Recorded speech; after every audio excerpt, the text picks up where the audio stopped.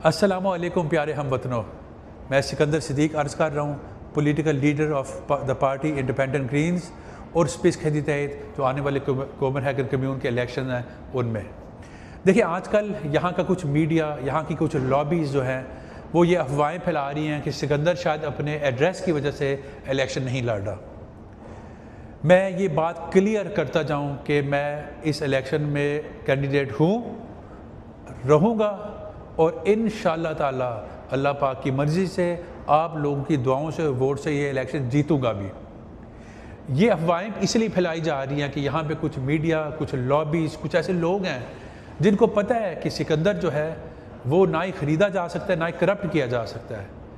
कुछ यहाँ पे कुछ ऐसे लोग हैं जो चाहते हैं मेरा रास्ता रोका जाए ताकि मैं कोपेनहेगन कम्यून में जाके माइनॉरिटीज़ की आवाज़ ना बन सकूँ, फ़लस्तीन की आवाज़ ना बन सकूँ, मुसलमानों की आवाज़ ना बन सकूँ।